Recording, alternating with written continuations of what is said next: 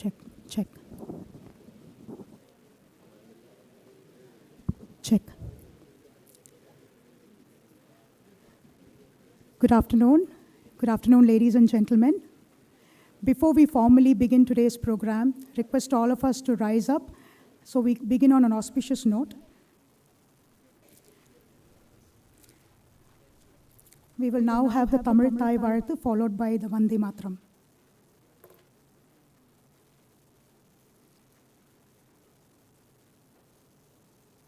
நீராறும் கடலுடுத்த நிலமடந்தை கெழிலொழுகும் சீராறும் வதனமென திகழ்வரத கண்டமிதில் தெக்கணமும் மதில் சிறந்த திராவிடனல் திருநாடும் தக்க சிறு பிறை நுதலும் தரிதனரும் திலகமுமே அத்திலக வாசனை போல் அனைத்துலகும் இன்பமுற எத்திசையும் புகழ் மணக்க இருந்த பெரும் தமிழனங்கே தமிழனங்கே உன் சீரிழமை திறம் வியந்து செயல் மறந்து வாழ்த்துதுமே வாழ்த்துதுமே வாழ்த்துதுமே. வந்தே மாதரம் வந்தே மாதரம் சுஜலாம் சுஃபலாம் மலயஜ ஷீதலாம் சஸ்யஷ்யாமலாம் மாதரம் வந்தே மாதரம் शुभ्रज्योत्स्ना पुलकितयामिनी फुल्लकुसुमितद्रुमदलशोभिनी सुहासिनी सुमधुरभाषिणी सुखदां वरदां मातरं वन्दे मातरं Vande Mataram. Thank you. Please be seated.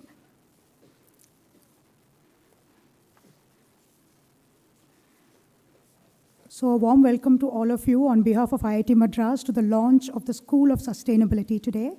I am Padma Tomandram. I handle marketing at the Office of Alumni and Corporate Relations, and it's my absolute pleasure to be your MC for this afternoon.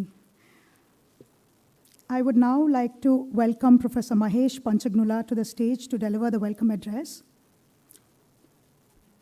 Before that, we will have our dignitaries on the dais. May I please invite our director, Professor Kamakoti, to the dais, please.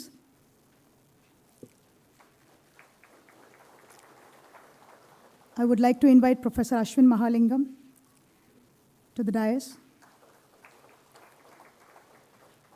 And please put your hands together for a big round of applause for our chief guest, Shri Jayant Sinha ji, the chairperson of the Parliamentary Standing Committee on Finance and member of Indian Parliament, who has very kindly consented to join us on this momentous occasion.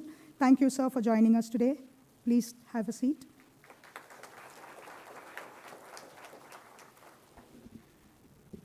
I also welcome Shri Kala Vairava Murthy to the dais, please.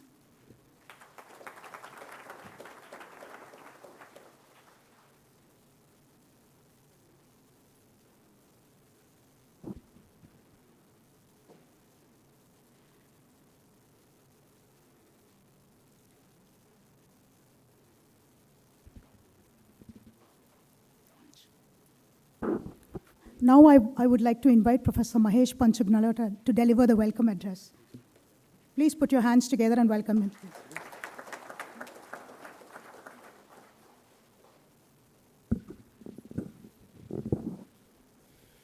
Good morning, friends.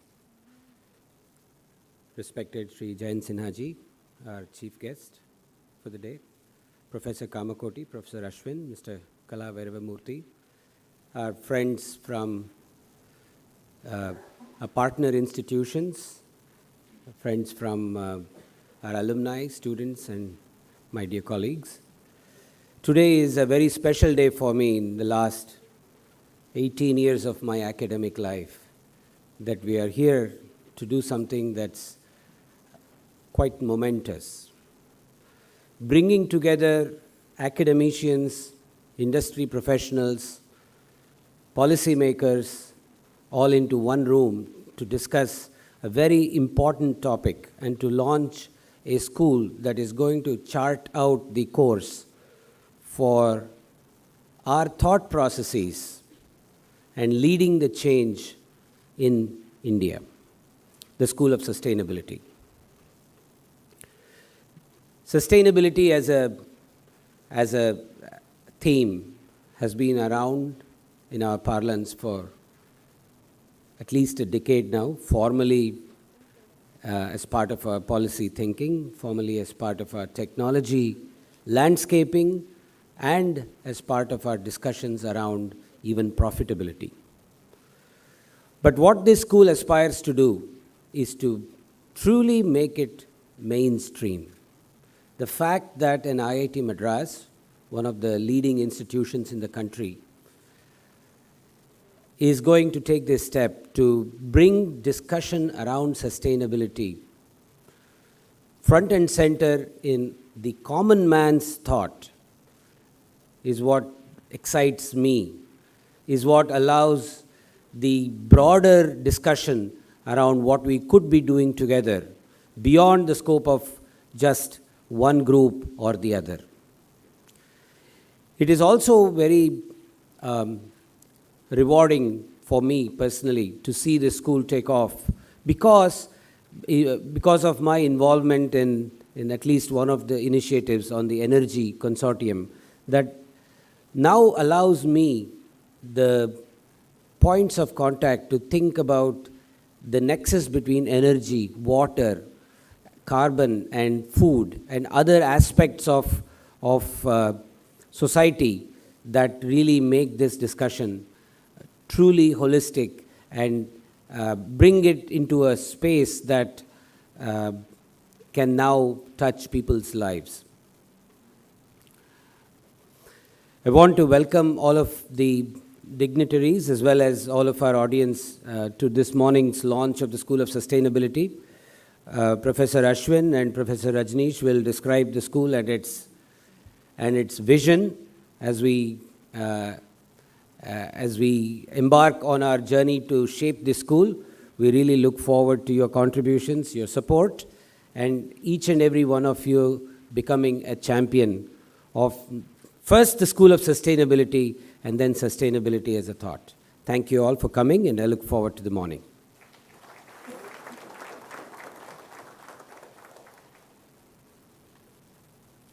Thank you very much, Professor Mahesh Panchagnula, for that very succinct address. Truly, we must have all felt the heat of coming in today, right? And by the heat, I mean literally, right? A warm day today, and sustainability more so than ever, right, is staring us in the face, and we are all experiencing it like never before. So I would now like to welcome our beloved director, Professor V. Kamakoti, to deliver the director's address. Over to you, sir.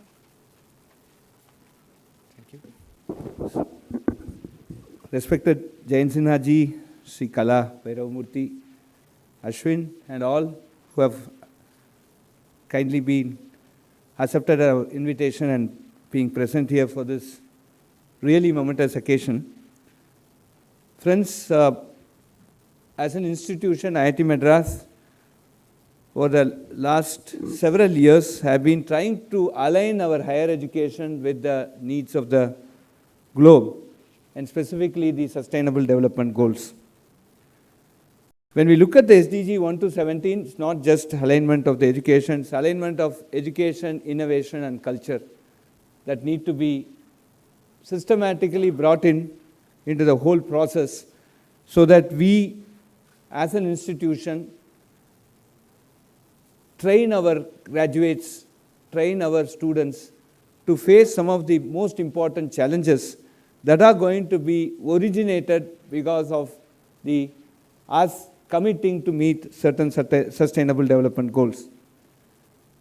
So the whole gamut of SDG actually spawns across 4 important social issues. One is community health, another is energy saving, waste reduction, and also crucially depend upon how we build human capacity to understand, appreciate, innovate, design, and implement some of the technologies that could basically address and accelerate our journey towards meeting the Sustainable Development Goals. So in this context, we also are as we see the trends, as we see how finances are being awarded. If you go to a financial institution today, a project is also rated based on the ESG. And that actually adds a lot more significance to what projects will eventually get funded, what projects will eventually attract good investments, are going to be oriented towards environment, are going to be oriented towards sustainability. And as we also look a little more closer into the job profiles, I'm also very confident that in the next 10 years, recycling jobs are going to be much more larger and rewarding than the IT jobs. And this is also something that we are seeing as a growing trend. So what we have done here in the institute, we also want to set certain examples. Friends, we have 100% recycling of water. We reclaim around 1.8 million liters per day through recycled water, which we use for many other purposes. So our freshwater consumption dipped from 3.4 million liters per day to 1.4 million liters per day. So we have been in a position to recover 60% of our needs from our own water. We have also started many waste to wealth initiatives. We have set up incinerators which can convert some of the bio-waste, solid waste, and also recyclable waste into wealth in terms of biomanures, in terms of steam, heat that we generate, which can be converted to electricity. And we are also doing a very careful monitoring of how much of our resources that we spend to actually convert this waste to wealth, so that there is a net zero cycle effect. We are also very deep into solar. We have not any floor is left without a solar panel.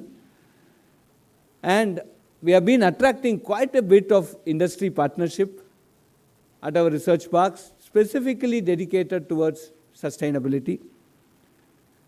And of late, we are also launched the Carbon Zero Challenge, where innovation takes a very predominant role there.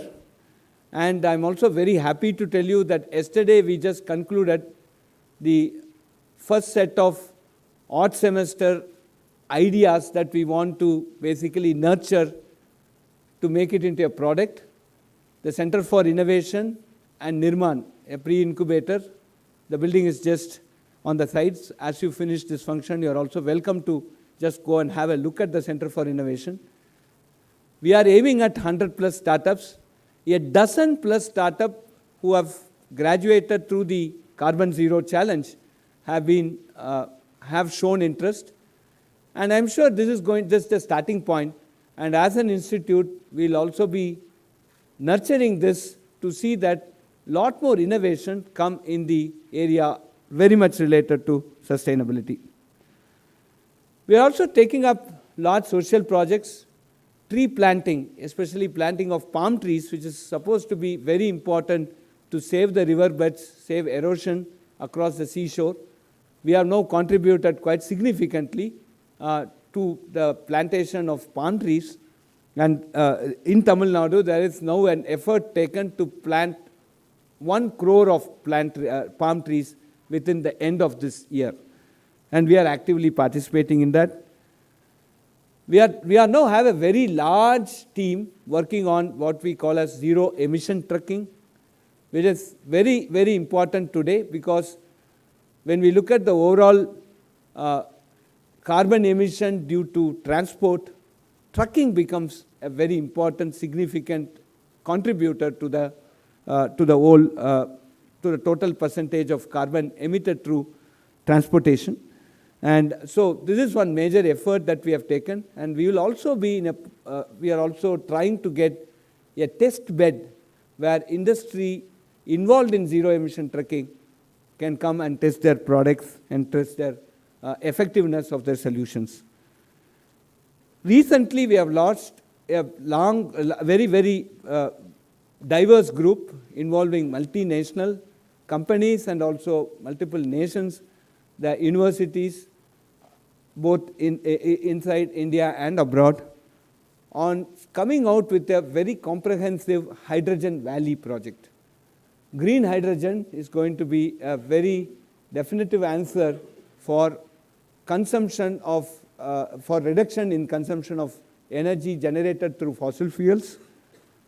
And I'm sure that that project, the amount of enthusiasm, the amount of ideas that we see, and the amount of plans that they have for the next 1 year, I'm sure that project is going to be adding a lot more to the sustainable development goals that we have set ourselves for our country. So friends, this is a very big collective effort. I'm very happy that the school is launching today. I congratulate Ashwin and the team for putting all these things together. I also thank immensely Shri Jayant Sinha ji and Shri Kala Vairavamurthy for joining this function and making this a very momentous occasion. A very hearty welcome to the campus, and I'm also very happy to see young children from our school here. I think this is something that across ages, across curriculum, right from school, right from kindergarten, the notion of sustainability, the culture of sustainability need to be inculcated, and IIT Madras and this particular center of sustainability, School of Sustainability, will play a very important role in this direction. With these words, hearty welcome, and I wish the school great success. Thank you very much.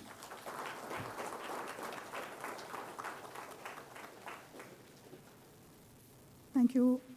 Thank you very much, Professor Kamakoti, for emphasizing the key role that sustainability is going to play in the coming years, be it industry, technology, or academia, and also the innovative, significant, and pioneering work and vision that IIT Madras has for the sustainability space. We now come to a key part of today's program, which is the formal launch of the School of Sustainability. We'd now like to welcome our chief guest, Shri Jayant Sinha ji, to inaugurate the School of Sustainability digitally, sir. We request you to. Yes, just press the button, sir.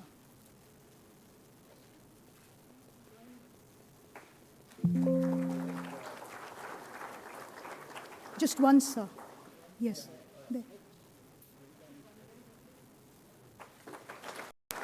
Thank you.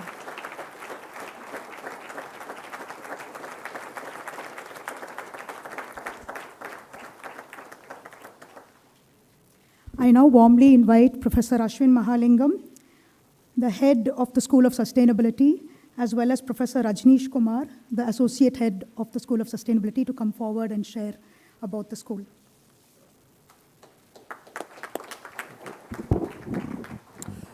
Thank you very much, and warm welcome from my side as well to Shri Jayant Sinha ji, Shri Kala Vairavamurthy, and Professor Kamakoti. Let me start off by explaining this logo a little bit before we get into the school.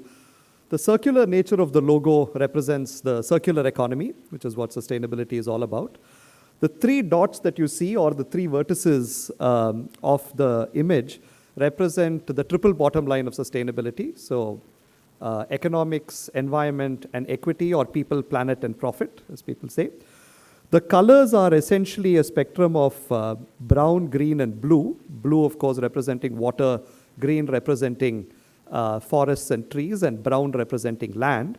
And you'll also find that the logo bears a resemblance with the IIT Madras logo, the lamp, and you can look at that there on the wall, to indicate that the School of Sustainability will align with IIT Madras's overall objectives in terms of sustainability. So that's why we have this logo. So Rajneesh and I would like to tell you a little bit about what the school will do. So let me start off by saying that sustainability is not new at IIT Madras. This is a slide with logos of a variety of centers at IIT Madras, all of which work on some aspect of sustainability, and this is not even a complete picture. There are more centers and departments as well. Several of these centers work on what we call the issues relating to the natural environment. This could be water, air, land, resources. Others work on issues relating to the built environment, materials and energy and so on. And we also have centers that work on societal aspects of sustainability, what we call the socio-technical environment. So what the School of Sustainability will do is really act as a center of centers, trying to not only support all of these efforts, but also to try and build synergies between these centers so that the problems that we tackle are not restricted to a particular sector or industry, but can be regional, national, or even global in scale. And that is essentially what we'd like to do as part of the school. The vision of the school is to be the go-to place for sustainability. If somebody thinks of sustainability, they should think of the School of Sustainability at IIT Madras, particularly in the global south. And we plan to achieve this vision by doing three things.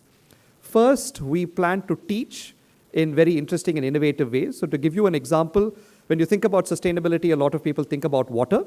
One perspective on water relating to sustainability is a hydrological perspective, which is how most civil engineers think about water. And we think about ways in which we can prevent flooding and so on. Another perspective relating to water and sustainability is more of an industrial perspective on water recycling, reuse, water quality. Typically, people in chemistry, chemical engineering, environmental engineering think this way.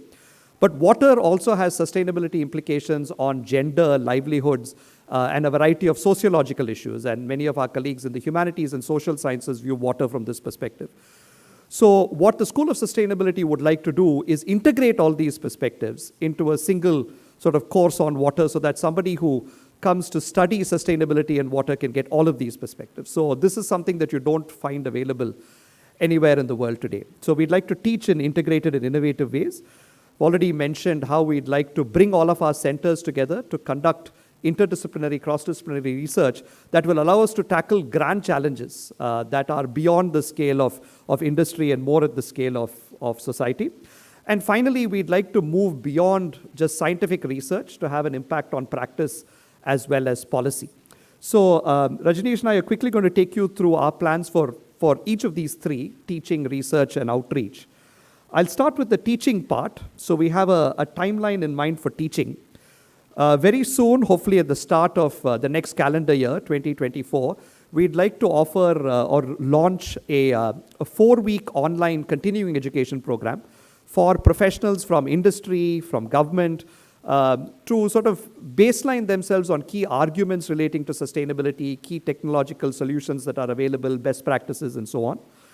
And at the start of the next academic year, we hope to launch a minor program in sustainability at IIT Madras. This will allow any student at IIT Madras to choose from a basket of courses relating to sustainability and graduate with a minor in sustainability, irrespective of whether they're an aerospace engineer, a material scientist, a mechanical engineer, or whatever their major is. All of these, by the way, are already well underway in terms of conceptualization, and hopefully these will be launched very soon. In 2025, we hope to start our first in a series of summer and winter schools, which is aimed at bringing corporates, particularly executives, together to have discussions not only on sustainability, but also on ways in which they can transform their business models to be more sustainable. So this is meant to be more at a CXO kind of level. But by that time, we also hope to have taken our 4-week online program and upgraded it into a 6-month online professional certification program on sustainability that IIT Madras will offer. And hopefully later in 2025, 2 years from now when the academic year starts, we will launch a master's program that we call our interdisciplinary dual degree program on sustainability, again open to every student here at IIT Madras. And these students can either sort of work generically on sustainability or can specialize in areas such as energy, water, buildings, materials, and earth sciences. And these ideas will also be part of all of these other programs. So what we're trying to do here is create some offerings for students at IIT Madras, the minor program and the IIID program. but also create teaching offerings for people outside of IIT Madras. So the continuing education program, the summer school, and the online certification program are meant for working professionals, both within industry as well as within government. And so the goal of the school is to reach out as far as possible with our offerings on sustainability. With regards to research, we're looking at scientific research, which is the bread and butter of what we do at IIT Madras. But the school would also like to look at technology development and entrepreneurship, actual implementation of pilot projects on the ground, and policy advisory. We've spent the last year doing a series of workshops trying to understand where our strengths lie and what paths we could follow, and essentially have come with, we've got 4 thrust areas that we'd like to push as part of the school. The first is decarbonization. We envisage bringing together people from electrical engineering, applied mechanics, mechanical engineering, a bunch of disciplines who will work on sustainable materials, sustainable energy systems and transitions, carbon capture, all of these kinds of topics in a holistic, integrated manner.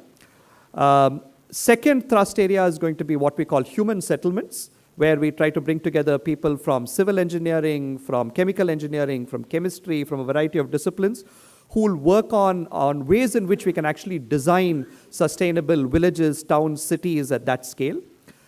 We have a lot of expertise in mathematics, in artificial intelligence, machine learning, and we'd like to sort of bring all of these together into our third thrust, which is developing scenarios which could be of aid to policymakers as they try to sort of figure out which direction various industries and sectors in the country itself is growing, and what we could do from a policy perspective to nudge ourselves into beneficial scenarios. And finally, we strongly believe that all the technology in the world will not save us if we don't fundamentally change the way we behave and change the way in which we produce and consume things. And therefore, behavioral and business model change is again another thrust area that we have. It's something that we hope we will preach and practice. So you may notice that we've tried to avoid the use of plastic bottles on stage and at lunch. Some of us are wearing these jackets which are 50% recycled plastic, and so we're trying to sort of see if we can start living more sustainably.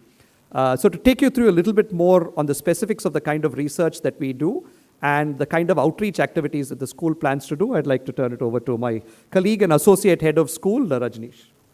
Thanks, Ashwin.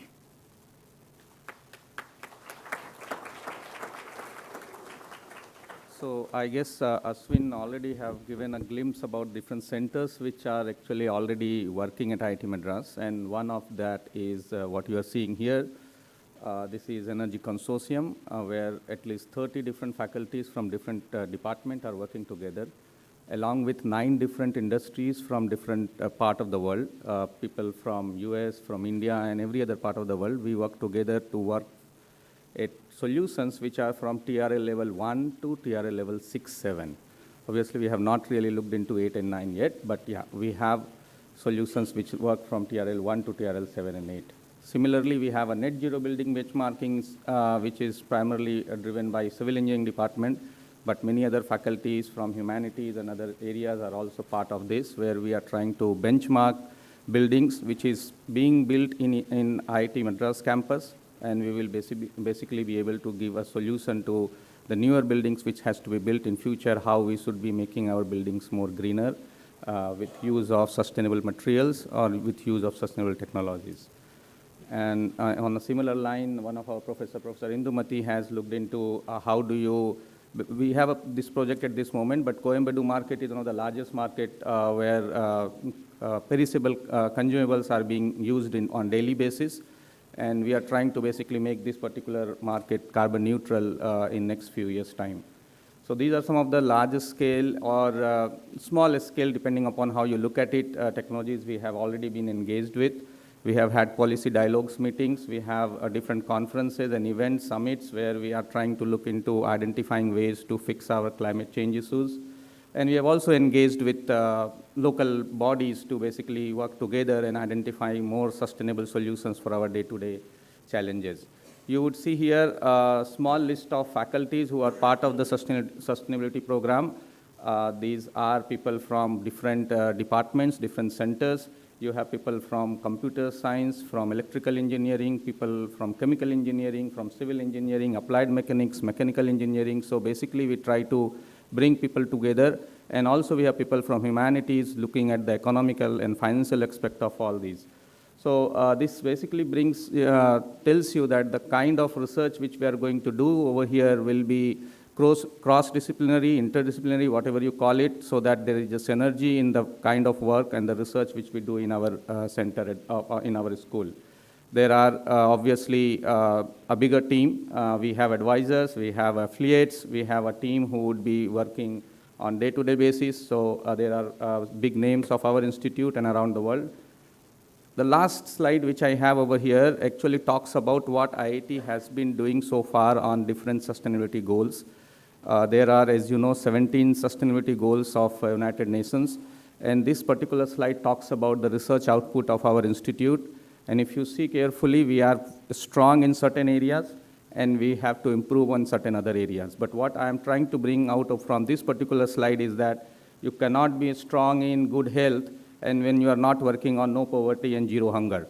So this is something which will have to basically work together. We have to improve on zero hunger, no poverty, gender equality, and also work on sustainable communities.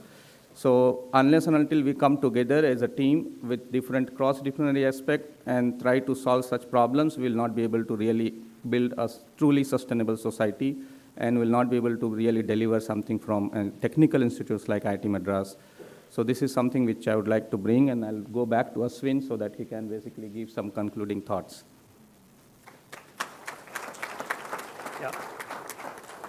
So hopefully that gives you a little bit of a glimpse of what we plan to do with regards to teaching, research, and outreach. This is going to be a long journey. I think we're going to course correct ourselves as we go.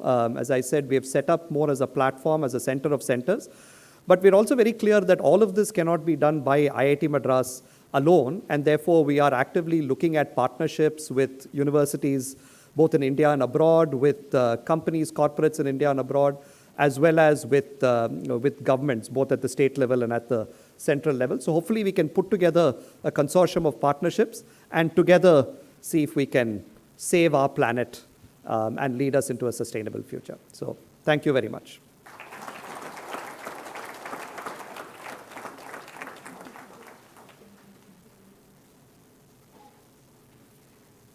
Thank you very much, Professor Ashwin and Professor Rajneesh, for that comprehensive overview of the School of Sustainability and opening up a bigger door of opportunities for industry, government, and academia collaborations with IIT Madras. We would like to take this opportunity to recognize the Associate Head, Professor Rajneesh Kumar, for being awarded the Shanti Swaroop Bhatnagar Prize for his outstanding research in this space. So can we have Professor please come on stage?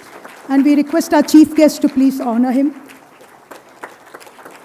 In the august presence of our dignitaries on the dais, please join them for the picture.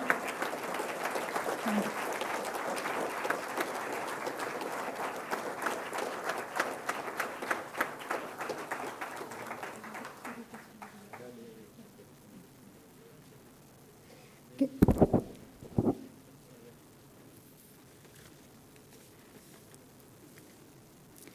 Thank you very much.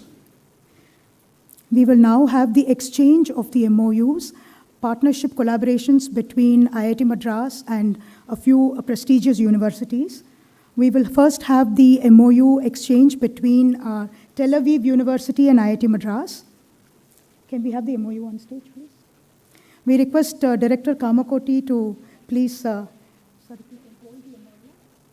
We do not have a physical representative here from Tel Aviv University, but we'd be happy to just share a copy of the MOU and have a picture, please. There are 4 students currently doing experiments from Tel Aviv University. Who are here, sir, with us? Okay. Oh, wonderful. Okay, all right.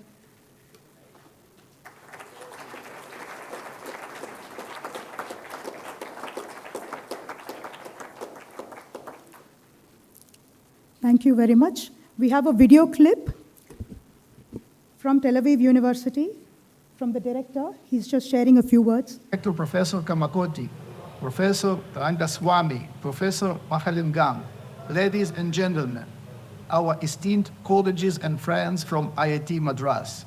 My name is Alex Goldberg, and I'm the head of the Department of Environmental Studies at Tel Aviv University, Israel. on behalf of Tel Aviv University and our department, I'm thrilled to extend our heartfelt congratulations to IIT Madras. Auspicious occasion on the opening of its new School of Sustainability. TAU will be happy to collaborate with the new IIT Madras School on all levels, including faculty and student exchange, joint research, joint courses, and joint degrees.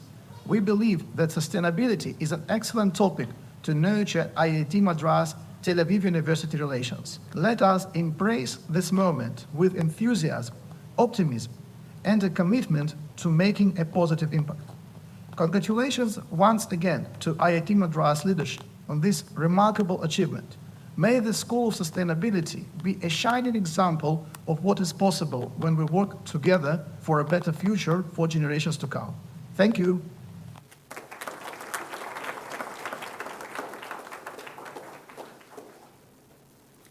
Thank you. We will now have the second MOU exchange. This is with Dresden University of Technology.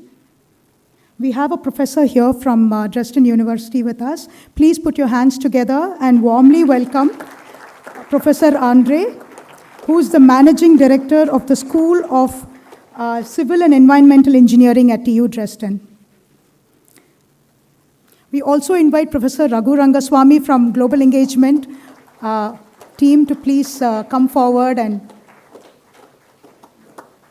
the Dean of Global Engagement team.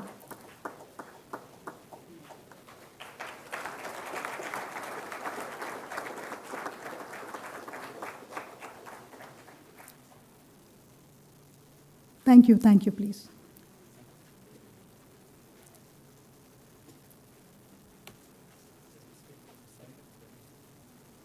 It is a great honor for me to speak to you at the inauguration of the School of Sustainability at Indian Institute of Madras today. I'm sorry that I cannot participate in person, but I'm sending you the warmest greetings from Dresden and would like to wish you a successful and inspiring launch of your new school. On behalf of the Executive Board of TU Dresden, I would like to convey to you how greatly we value our partnership with IIT Madras. With the Memorandum of Understanding that will be signed today, we express our commitment to intensify the long-standing collaboration between our universities. In the field of sustainability, we have already forged strong ties with IIT Madras. Our joint Global Water and Climate Adaptation Center, the ABCD Center, named after its member cities Aachen, Bangkok, Chennai, and Dresden, addresses one of the most pressing consequences of climate change: dwindling water resources. The center's approach is similar to the one you have chosen for your School of Sustainability. We teach, we conduct research, and we implement. With this tripartite approach, we want to make a difference and contribute to sustainable water resource management. Let me add how proud we are of a joint master's program that our two universities, along with RWTH Aachen, are about to launch very soon. After a season of wildfires, flash floods, and droughts, we all know how essential the 17 Sustainable Development Goals are for the survival of our world. As a university and as a scientific institution of excellence, we consider it our duty to implement all of the 17 Sustainable Development Goals in our research, in our teaching, and in our mission as a university to have an impact on society. In order for us to succeed in tackling the challenges of our time, we need strong partners. We need partners like you, partners whose research expertise, institutional mission, and commitment complement ours. Together, we are not only stronger in creating a more sustainable world, but together we are also stronger in helping each other to solidify our status as leading institutions with unique interdisciplinary profiles. Let me conclude by congratulating you on embarking on a new endeavor with the launch of your School of Sustainability. We are excited to be on board as one of your partners and are committed to contributing to the success of your new school. Thank you very much for your attention.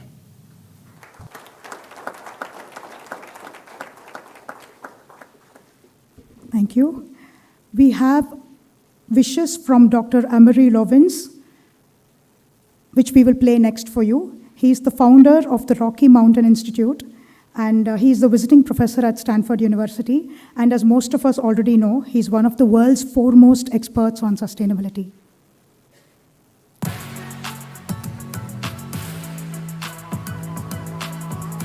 The School of Sustainability at IIT Madras is very timely and important because it really brings together all of the key issues and the integrative approach they need to underpin the aspirations for Indian development, prosperity, security, health, well-being. And you don't have to think very hard about it to see why this is highly relevant. India is particularly vulnerable in the global climate change emergency and is making impressive progress with renewable energy, some with energy efficiency, to solve that problem not at a cost but at a profit.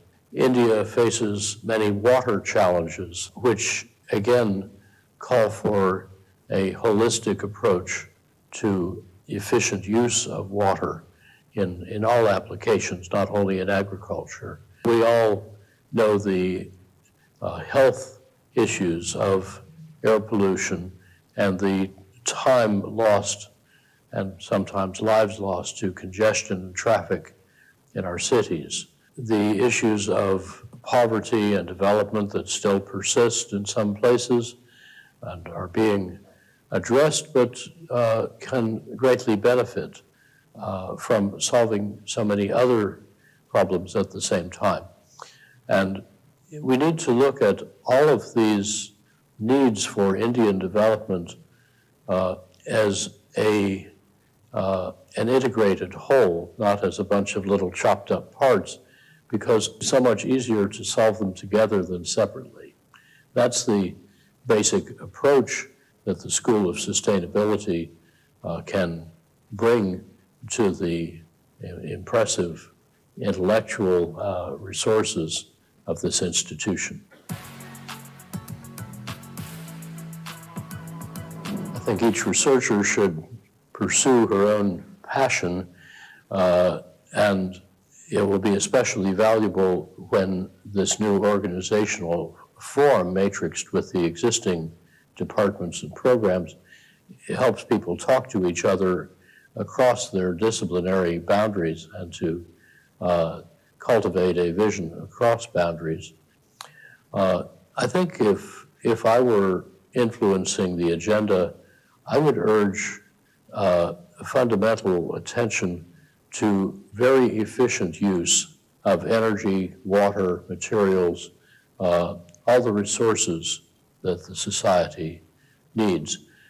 For example, it's worth especially emphasizing efficient use of electricity for two reasons. One is that every unit of electricity you saves about 3 units of coal at the thermal power station, with its cost, its pollution, its contribution to the climate emergency. And second, the power sector is the most capital-intensive sector. It eats about 1/4 of the world's development capital. But if you invest to make things that save electricity rather than supplying more, you need, for the same increase in services, about 1,000 times less capital, and you get your money back about 10 times faster to reinvest. So that's about a 10,000-fold decrease in this dominant need for capital, freeing up financial capital for all of India's other development needs. There is no greater lever for economic development than buying negawatts saved electricity whenever they are cheaper than megawatts, which is almost always. Genius of Indian entrepreneurship is evident in the renewable sector, where Indian developers have some of the world's cheapest solar power and deploy it very quickly. But I think a lot of the same talent and so deep in all the Indian communities and the same mastery of IT, making modern digital economies out of old analog ones, can apply in so many other areas of life. This digitalization is a very important opportunity that can be brought to all areas of efficient and sustainable use of resources.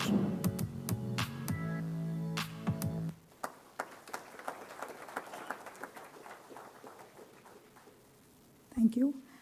We've just received a short video testimonial from Mr. Rahul Mehta of the Mehta Family Foundation, who has supported several educational efforts at IIT Madras.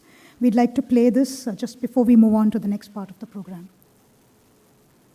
Hello, I'm Rahul Mehta, founder of the Mehta Family Foundation. Today I'm here to congratulate IIT Madras on creating the first School of Sustainability. I came to IIT Madras in 2006. At that particular point in time, together we created the first School of Bioscience. Since then, I've consistently seen IIT Madras do very innovative things, creating new schools, new academic programs that fundamentally help create the next generation of Indian talent and research in those new emerging fields in India.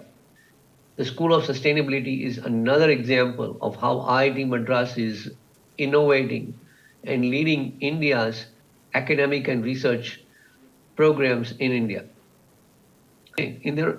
This is going to become a very large job creation engine, and I'm so happy, again, that IIT Madras is taking the first step towards this, creating the School of Sustainability to solve not only the technological problems, but also to solve what the industry needs for the future. Again, my deepest congratulations. Very excited, very thrilled. I'm so glad you guys are doing it. I cannot wait to see the School of Sustainability flourish in the future and be an exemplar of all other schools of sustainability in India. Again, my congratulations to all of you. Thank you.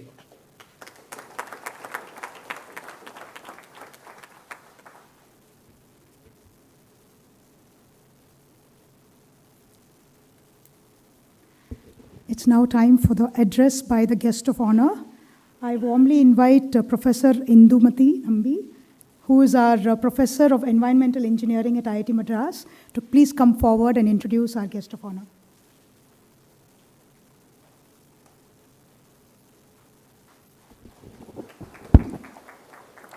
It is indeed an honor and pleasure to invite our guest of honor, Dr. Kala Vairavamurthy, to the stage to give an address now.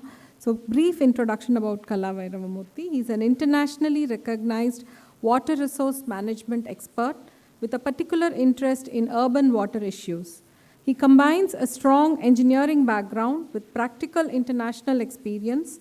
He has published extensively and has a strong international profile, working closely with the World Bank, UN Habitat, UNESCO, GWP, SUI, ADB, and the EU.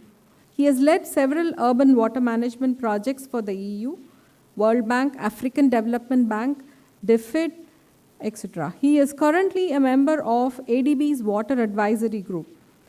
He has joined the IWA from the International Water Management Institute, where he was the Deputy Director General. He was the founding Dean of the Patel College of Global Sustainability and a tenured professor in the Department of Civil and Environmental Engineering at the University of South Florida.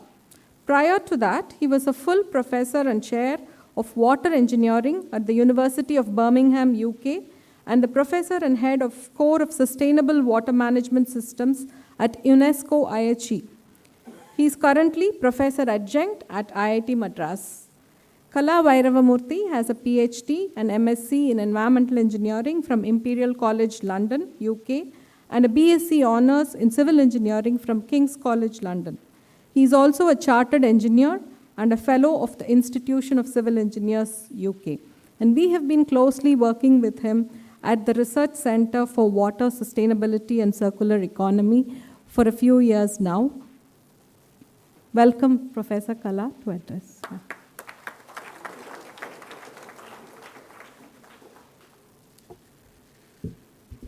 Good afternoon, ladies and gentlemen. Can I say it's really a great honor for me to be here. As Indumati mentioned, my relationship with IIT is very, very long. It started with my own PhD.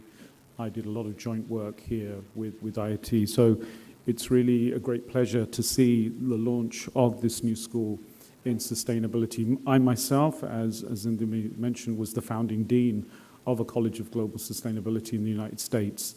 And so I know how important an initiative like this is. So I come from the International Water Association.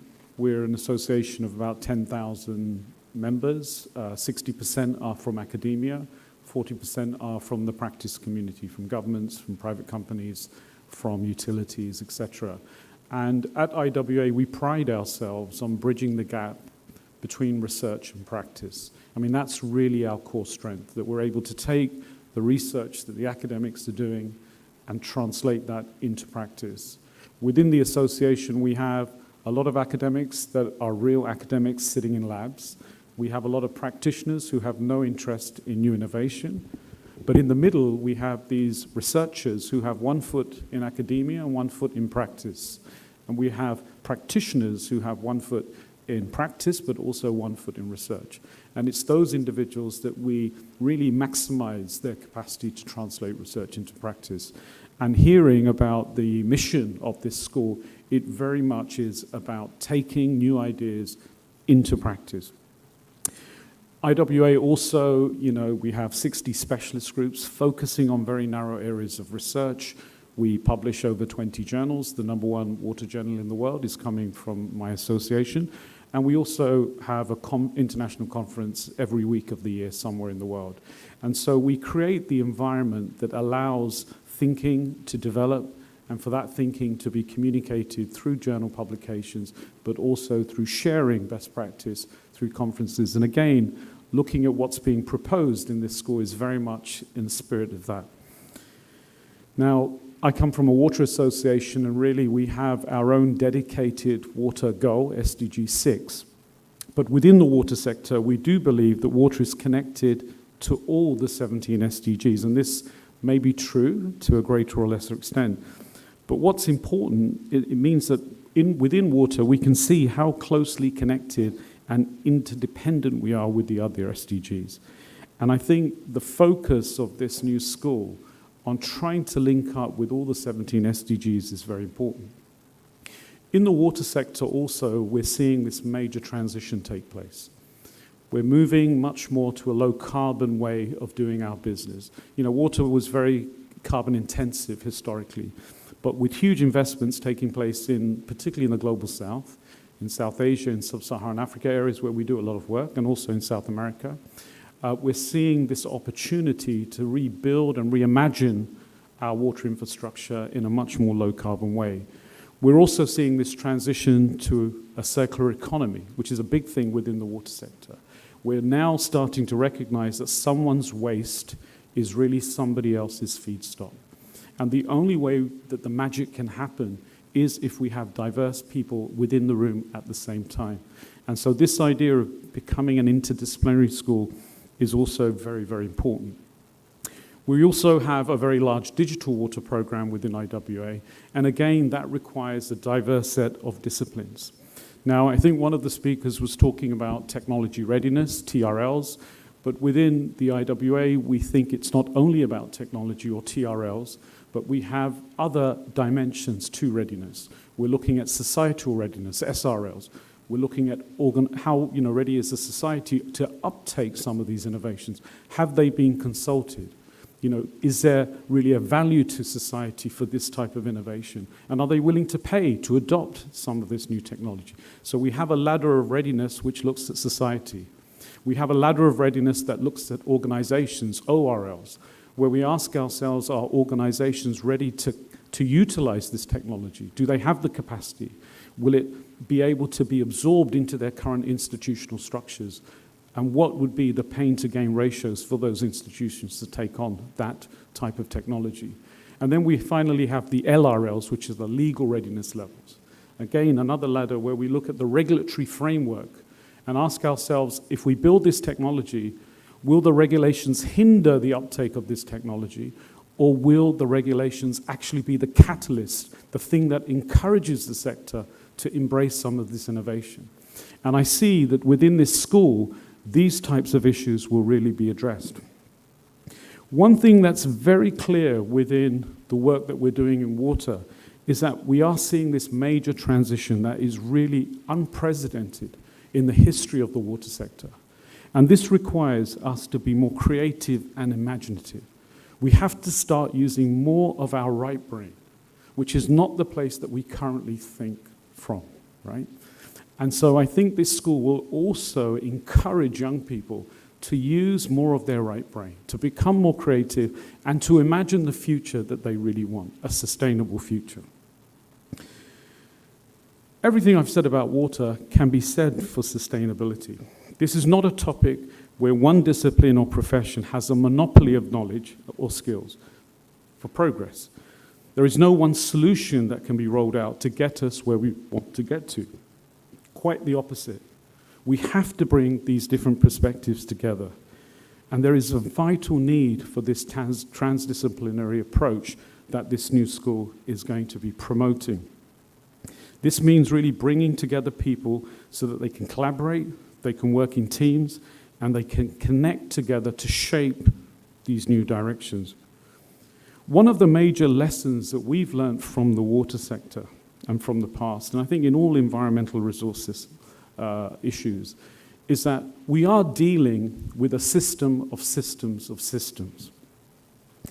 And if we have this systems perspective, we can both optimize what we're doing so that the impact of our interventions give us the maximum benefits, but it also allows us to avoid some of the unintended consequences of our interventions.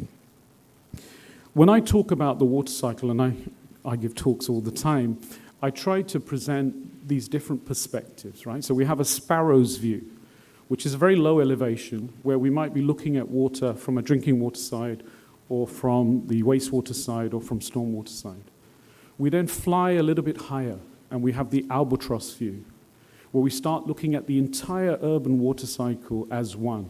And when we start having that view, we see that there are synergies between these different sectors. So now the biggest area in water is the reuse of water. And so we're looking at water supply mainly from the focus of the wastewater cycle, not from the drinking water cycle. If we fly a little bit higher, we move into, say, the eagle's view. And there we start to see that we're sitting in a catchment. And there is water not just for the city, but water for agriculture, water for industry, and water for the environment. And it's only by having that sort of albatross view do we recognize that actually in a country like India, the city and the ag sector should be like brothers and sisters. The synergies are so strong between them. In a place like Chennai, which is a great example of how a city is the best cousin of industry, where we see a lot of reuse happening within industry from the domestic wastewater that the city generates. So this systemic view is very critical.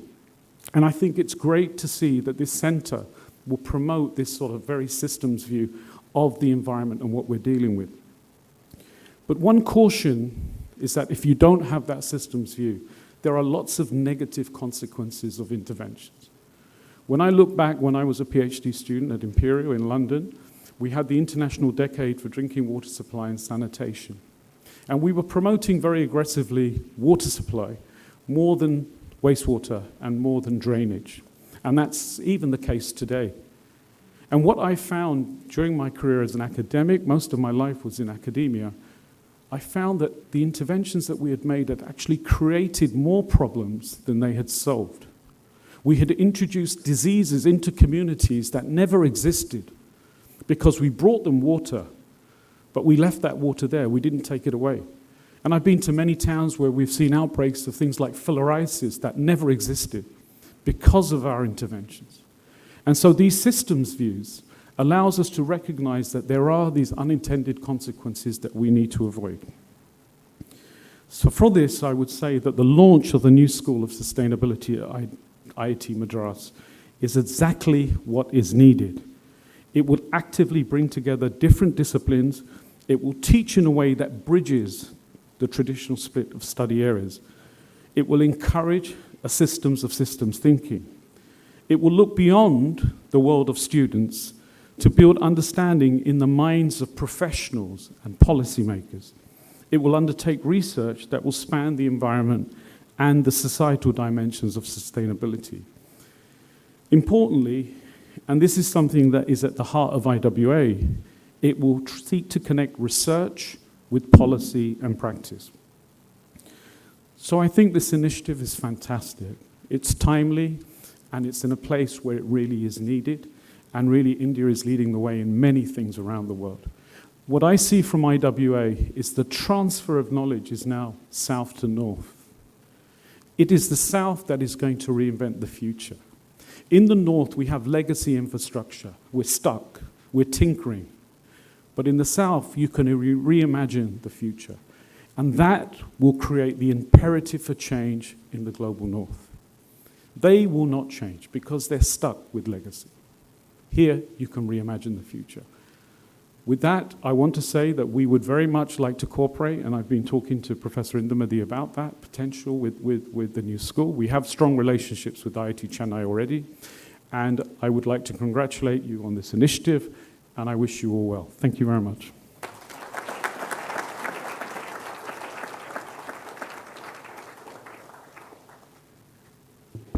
Thank you very much, Dr. Kala Vairavamurthy, for your rich speech, where you covered about the importance of collaboration and creativity in the sustainability space.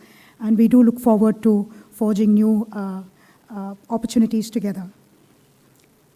Would like to request Professor Ashwin Mahalingam to please honor our guest of honor with a special basket of sustainable goodies.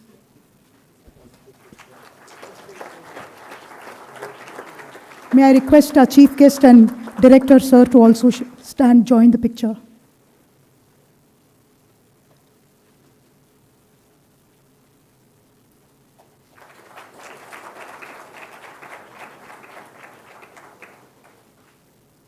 Thank you. Please be seated. We will now have the address by the chief guest, Shri Jayant Sinha ji, who is the chairperson of the Parliamentary Standing Committee on Finance and the member of Indian Parliament. But before sir comes to the stage, I request Professor Indumati Nambi to please come forward and introduce him. Please put your hands together. And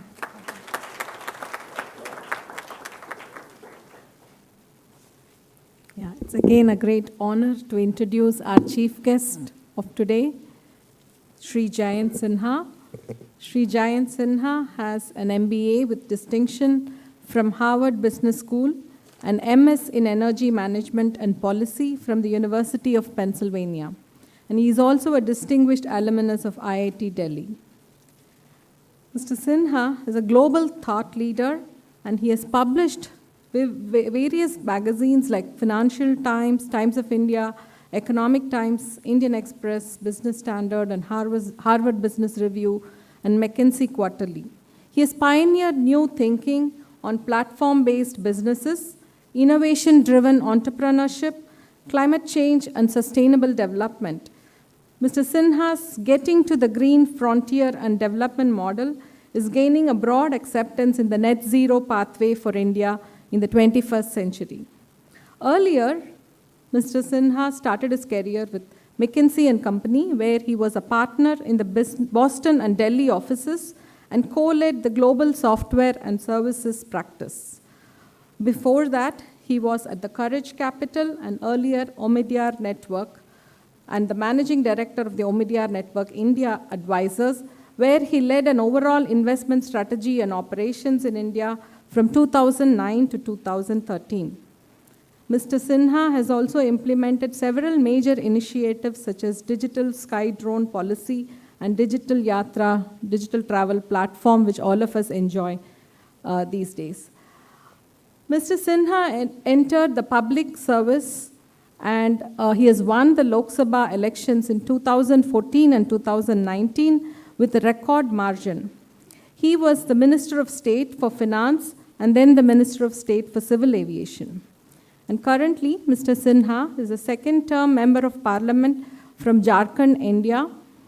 As a chairperson of the Parliamentary Standing Committee on Finance, Mr. Sinha leads 31-member parliamentary panel that has oversights of Ministry of Finance, Corporate Affairs, Statistics, and Program Implementation, and also the Niti Aayog, the Government Planning Agency. I warm-heartedly welcome our chief guest of the day today to take the dais and share his thoughts on the School of Sustainability.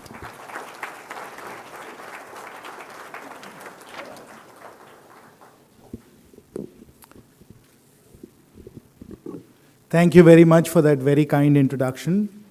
Director of IIT Madras, Professor Kamakoti, Dean Panchag Nula, Professor Ashwin Mahalingam, Professor Rajneesh Kumar, and let me once again add my congratulations for your Bhatnagar Award.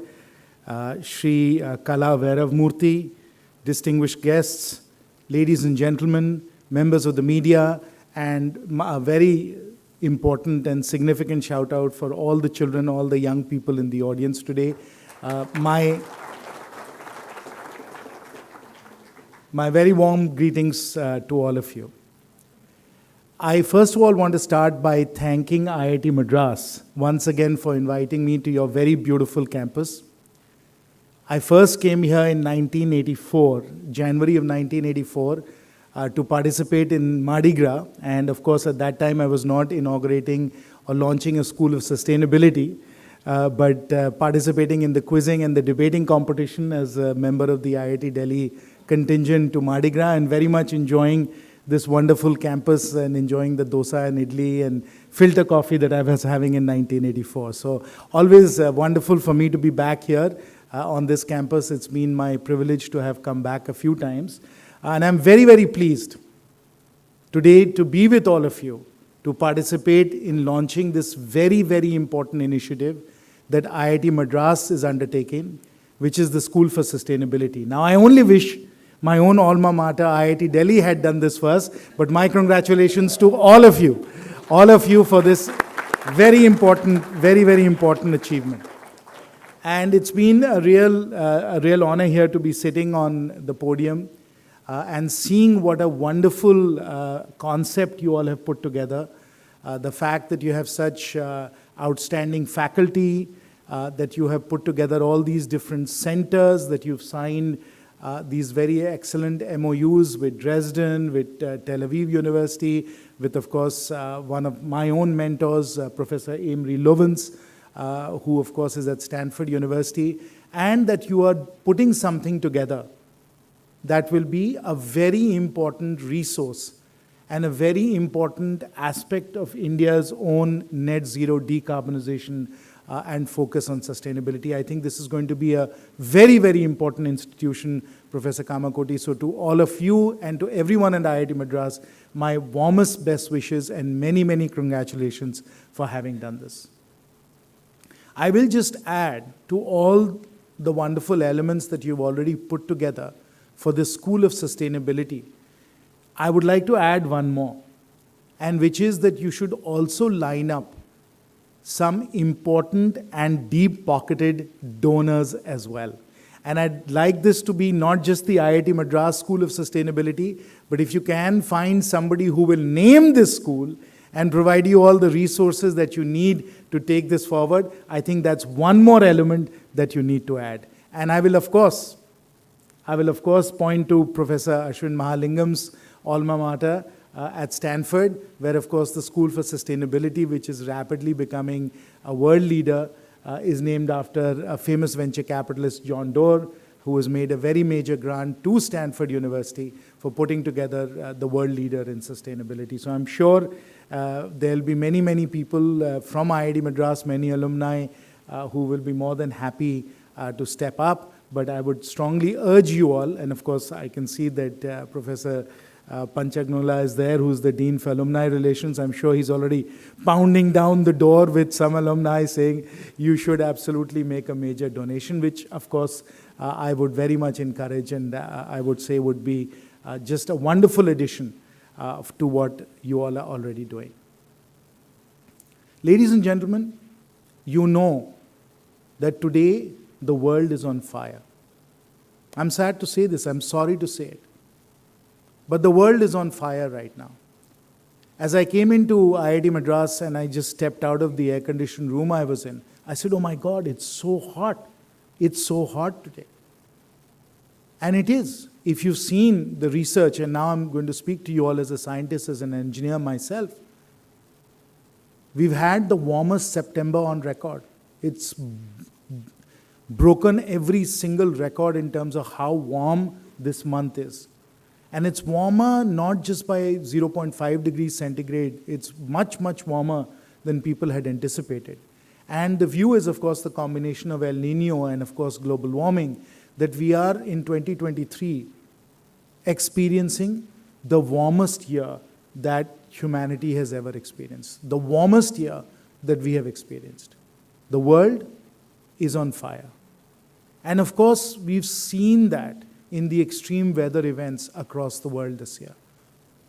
The fires in Canada, the flash floods that we have just experienced in Sikkim, where a dam that was built for 15,000 crores was swept away. And as an engineer, I was reading about the design specs, and the design specs were 7,000 cubic meters per second is what they designed it for. And people are claiming that when the glacial lake burst, they didn't have 7,000 cubic meters per second, they had 15,000 cubic meters per second. I think, Professor Malingam, you're a civil engineer, right? Am I correct? How did they do that? Why didn't they design correctly for these kinds of extreme events to happen? Because that's what a once-in-a-100-year type of design principle is supposed to be. But we don't know what once-in-a-100-year is going to be now. What we thought would happen once in 100 years is happening virtually every 2 or 3 years. And we don't even know where the limits of all of this are going to be. So how do we design, how do we build a world when things are so off the charts? And that's why the world is on fire.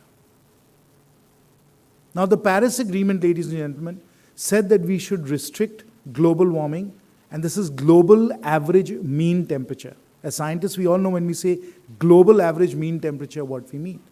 So we said that the global average mean temperature should be 1.5 degrees centigrade. The latest UN projections are 2.8 degrees centigrade is where we are going to be by 2100. 2.8 degrees centigrade, not 1.5. 2.8 degrees centigrade. We have already warmed from the pre-industrial revolution, from about 1800 onwards. We've already warmed today by about 1.2, 1.3 degrees centigrade. So in the last 220 years, ladies and gentlemen, we've warmed by about 1.2, 1.3 degrees centigrade. In the next 80 years, we're going to warm by 1.8 degrees centigrade. Imagine the gradient that we are on right now. So if we are seeing all of this already at 1.2, 1.3 degrees centigrade, what's going to happen when we add another 1.6 degrees centigrade and go to 2.8? And the rate at which carbon emissions are growing, this is pretty much locked and loaded. We're already at 430 parts per million as far as greenhouse gas particles are concerned. And we are headed towards 500 plus. That's in the atmosphere. So unless somebody invents some incredible, and I hope at the School of Sustainability at IIT Madras you'll invent it, but unless somebody invents an ability to suck the carbon out of that atmosphere, we are headed there. You know, we are going to 500 plus parts per million. Carbon is going to be in the atmosphere, and all of this runaway change is going to happen. This is what we as scientists and engineers understand extremely well. So, dealing with sustainability, dealing with decarbonization is the biggest scientific and engineering challenge of our time. And I want all of us as scientists and engineers to really focus in on what we need to do to get us to sustainability. Because right now, the path that we are on, ladies and gentlemen, is not sustainable. And therefore, what could be more important and more significant and more urgent than IIT Madras starting the School for Sustainability? I will compliment you once again on that because it's addressing this most important challenge that we as humanity face right now, which is baked in. Right? We know that 1.5 degrees centigrade is going to be easily breached, and we might be going to, right now, as they say, 2.8, and even with our best efforts, maybe we can restrict it to 2.5, 2.4. But even with 2.4, we are going to see many, many challenges, many, many disastrous consequences. And therefore, the School for Sustainability has a very, very important role to play if we have to achieve sustainable prosperity. And I was recently in a media program where somebody said to me, how do you envision India in 2047? I think Professor Pradeep has written a book on that. He was just showing me that book. What should India of 2047 look like? And I said, we need to be a global leader in sustainable prosperity. A global leader in sustainable prosperity. And if we have to become a global leader in sustainable prosperity, it has to be a leading scientific and engineering institutions that are going to get there. And the older I get, the more experience I have in dealing with some of these big challenges that we confront, the more convinced I am. The more convinced I am that it's science and engineering coupled with finance. Science plus engineering plus finance that are going to get us to these solutions. Because yes, we've got to find the technological answers to these big problems, and then we have to add the necessary financing on top of it so we can scale. So it's that combination of engineering plus finance that enables us to scale, that enables us to solve these very big problems. And at the School for Sustainability, I'm very glad you're going to deal with decarbonization. I was the person to introduce the net zero carbon bill in Parliament as a private member's bill, so decarbonization, I think, is a very important challenge for us. I'm very glad you're focusing on water as well. And of course, we had a very interesting lecture on what needs to happen as far as water is concerned. So water is very important. Public health, you're looking at that. Recycling, the circular economy, these are all important aspects of sustainability. So I would urge you all, use your ingenuity, use your science, use your creative problem solving, and find solutions. We've got to find solutions. People like me that deal with finance will find you the money, will find you the finance, if you can find solutions. And to find the right solutions, and I was saying this at the poster exhibition outside, to find solutions, you have to find problems first. Solutions are only solutions if they address real problems. So don't make it a technology looking for a solution. Make it a solution, a problem looking for a technology or a solution. Look for problems first. Look for where we have pain points. Look for where people are angry and frustrated. That's where you can innovate. That's where you can bring your science and engineering and find solutions. But don't do what all engineers tend to do, which is you get so wrapped up in your science and in your technology that it's the hammer looking for a nail. And then it becomes very difficult to be able to apply it to real-world use cases and to scale it up and to provide the financial resources that are required to solve those problems.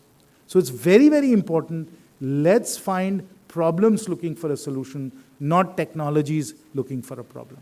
Let's put it in a very different way, and let's focus the School of Sustainability on these problems. And of course, we know there are any number of problems. You just have to walk out the street and you'll find problems galore. But let's be looking for problems. Let's not be just in love with our technologies. So that's very, very important. And so when I talk about innovation, मैं हरदम हिंदी में कहता हूँ उसके बारे में, मैं कहता हूँ कि अगर हमें भारत में तरक्की करनी है, अगर हमें भारत में विकास करना है, तो हमें भारत में अपने ही हजारीबाग, अपने ही झंडा चौक के जो हमारे दिक्कत है, हमारी जो आज के समय तकलीफ है, उसका हमें समाधान करना है. यानी हमें झंडा चौक का समाधान करना है, ढूंढना है.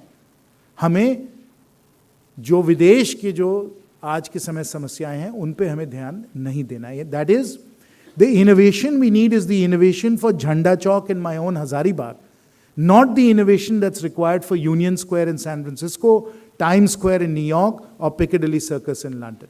That's not where we need to find solutions. We need to find solutions for our very own problems here in India. And the Indian solution is ideally focused on what the needs and the problems of the global south are.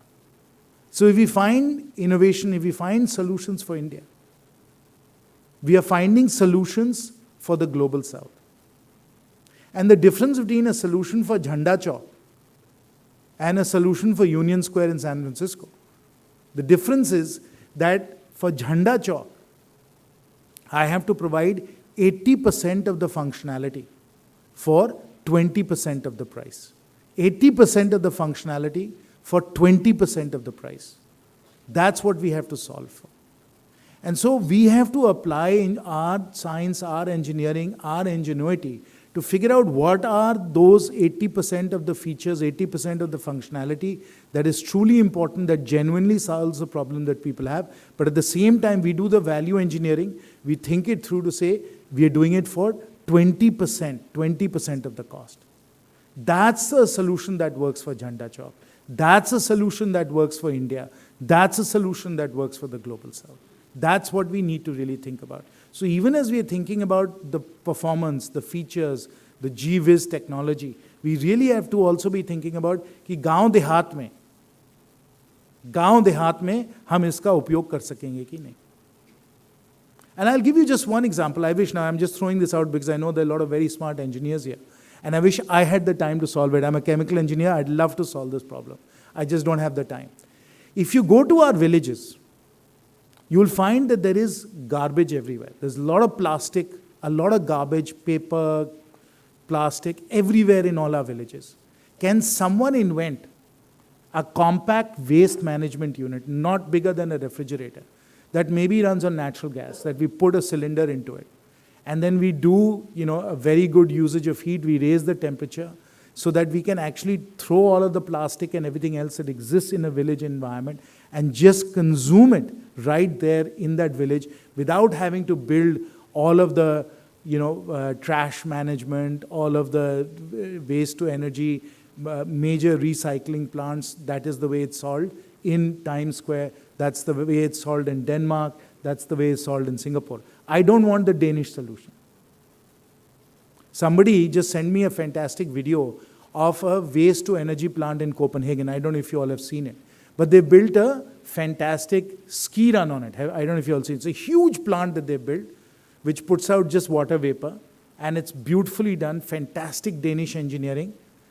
But that's not the solution that's going to work for me in Hazaribagh.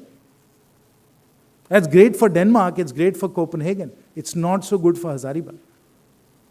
So I want a small waste management unit. मैं गांव देहात में उसको ले जाऊं, वहाँ उससे कोई energy source मतलब gas, natural gas आ जाए, waste recycling, heat recycling सही हो, temperature उसका बढ़ा दो, and incineration वहीं कर दें. Why can't we develop something like that? That's the kind of thinking we need to have. Because I'll tell you, when I go into Indian villages and I say कि ये आप plastic फेंक रहे, सब लोग, किसी का शादी चल रहा है, किसी का कोई और फंक्शन चल रहा है, उन्होंने खाया और उन्होंने फिर जाकर जो प्लास्टिक का प्लेट है वहीं फेंक दिया. मैं उनसे फिर पूछता हूँ कि भाई आपने प्लास्टिक का प्लेट यहाँ फेंक दिया, ये प्लास्टिक गलेगा कब, कितने दिन लगेंगे इसको गलने में? They have no idea.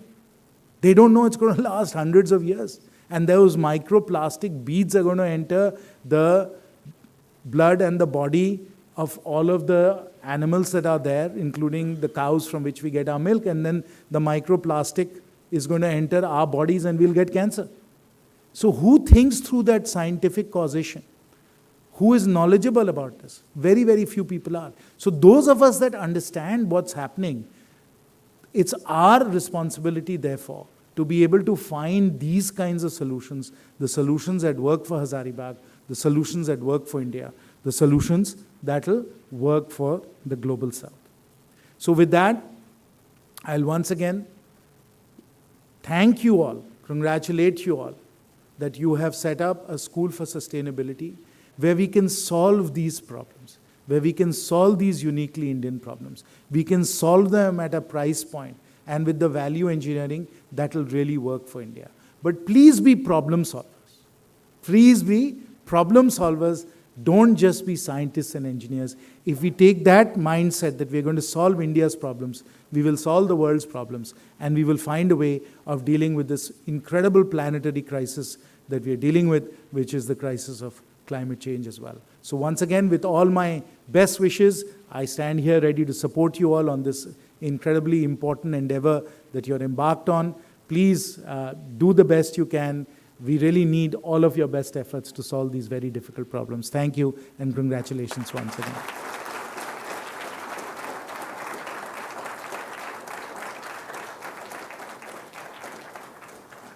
I think we can do a far better than that. Another big round of applause, please. Yes, please. Fantastic.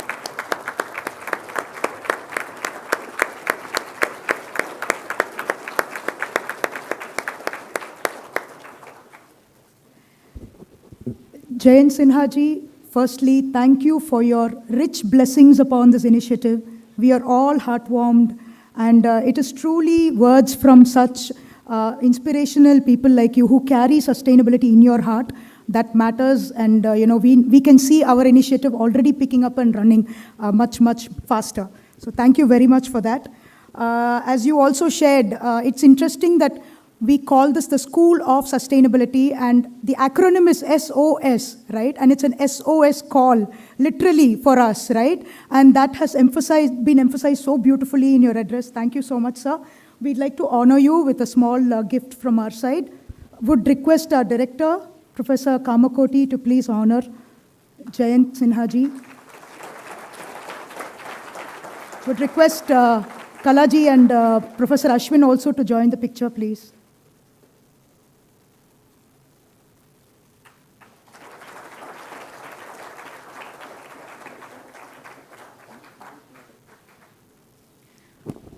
I'd like to invite Professor Indu to come to the stage and share with us about what's inside each of those mysterious and interesting looking baskets.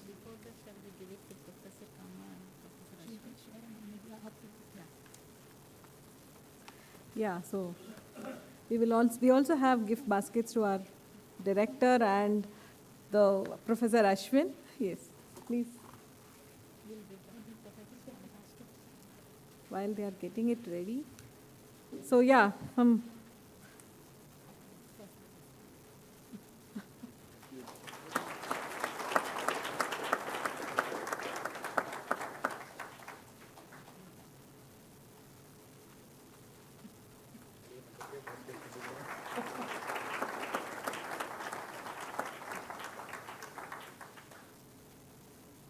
So quickly, without taking much time, this is a sunrise to sunset sustainability basket. It is specially curated by our team.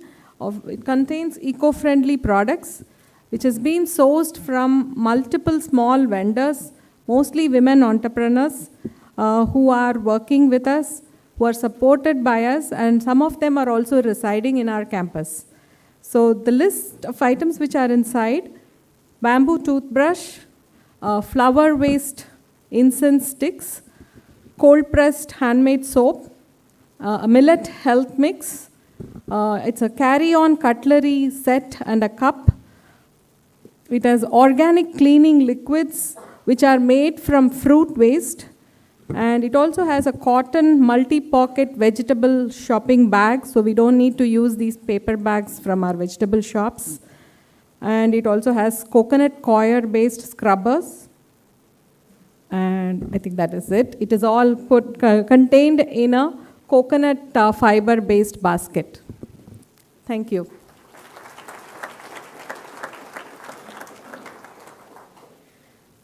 And if you're intrigued, most of these products, I think some of them at least are available in the stalls that are around us. So on your way out, don't forget to visit the stalls. We now come to the last part of our program, the vote of thanks, and I would now like to invite Mr. Kaviraj Nair, who's the Chief Executive Officer of the Office of Institutional Advancement at IIT Madras, to deliver the vote of thanks.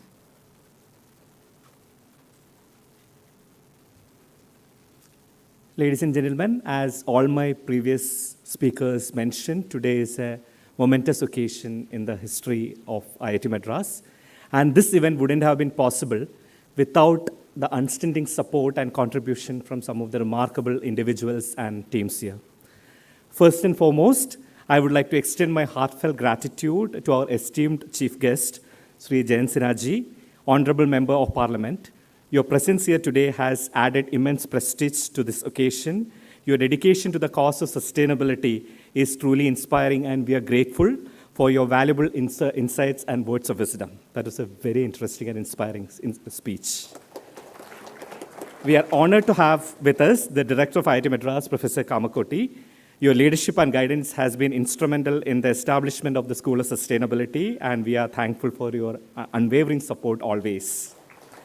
We must also acknowledge Mr. Kala Vairavamurthy for his presence and a very insightful speech, a lot of wisdom in those words. We would like to express our gratitude to the CXOs who are part of the roundtable discussion prior to this event and who are all present here, and to all our corporate partners for their collaboration and support.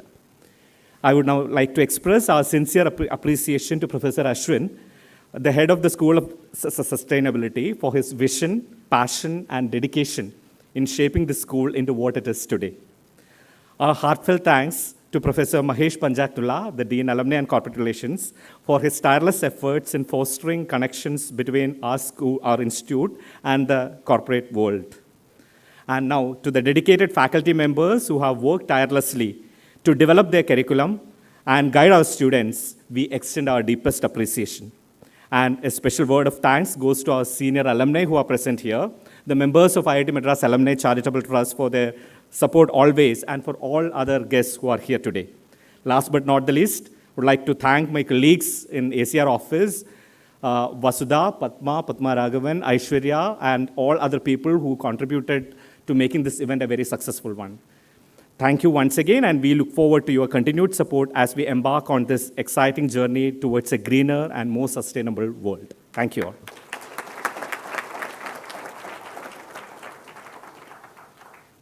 Thank you very much, Mr. Kaviraj. So we would like to invite the faculty members from the School of Sustainability to come forward for a group picture with the dignitaries on the dais. And the audience is welcome to please proceed to the lunch venue, which is just outside the dining hall. Please join us for lunch. And yes. No, we will definitely, yes. And so just before that, we will wrap up the program today with the national anthem.